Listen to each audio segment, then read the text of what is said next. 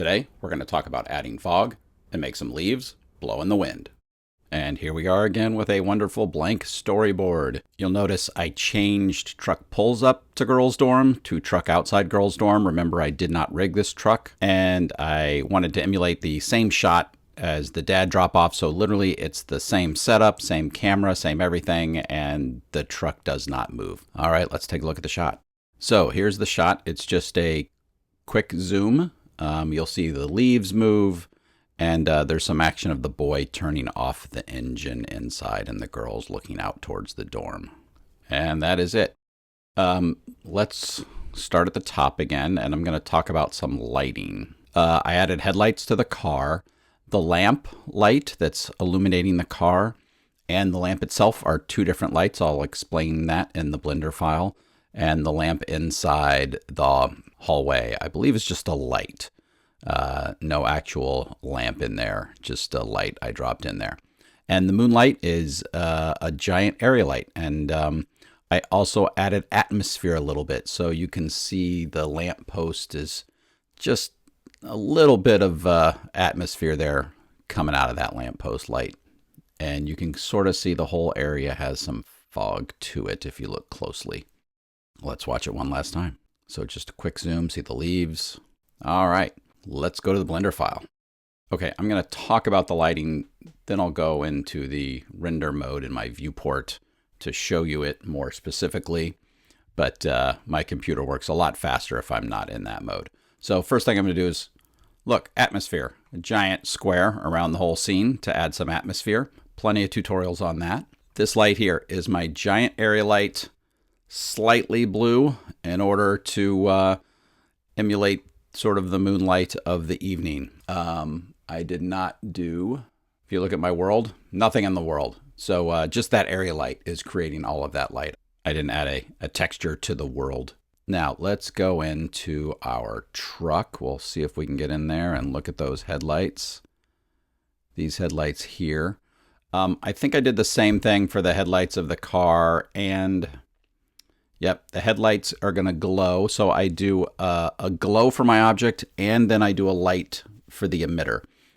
So to make the headlights glow, you'll see I just have an emission for the headlights. Now the lights themselves, casting that, are separate lights added in front of those glowing headlights.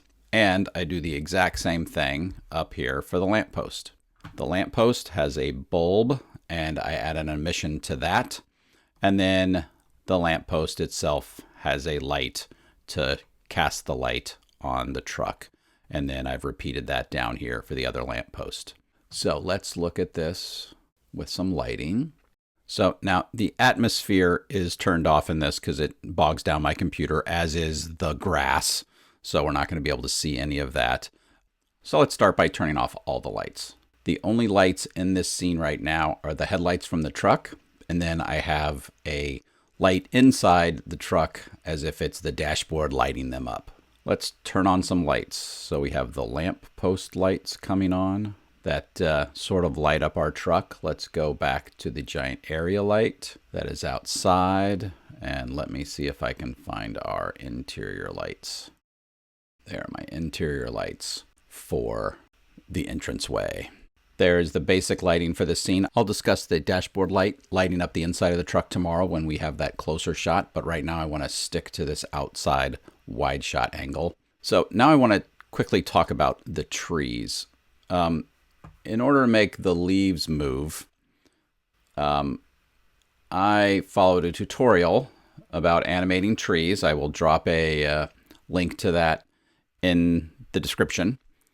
But it's not what you think. You don't actually add wind to make the trees animate. You actually add an empty and use a displacement modifier on the tree itself. So we have our tree here, and we go to the leaves, and you can see we have a displacement modifier. Now, the displacement modifier is run by this empty. And let me get in there, and I'm going to take the empty, and you can watch the leaves slowly move as I use the displacement modifier. I made it very subtle, nothing major. We're not in a hurricane here. But that is how you make leaves move. Highly recommend looking at that. I spent a long time trying to actually use wind to make my trees move, and this just works so much better. This whole scene is a repeat of when the dad drops the girl off at school. So this first shot is just a quick zoom in there. You can see a slow zoom in, and that is how we establish this next scene. Tomorrow, we're going to talk about some glass reflection issues, and I'll show you some lighting hacks. I'll see you then.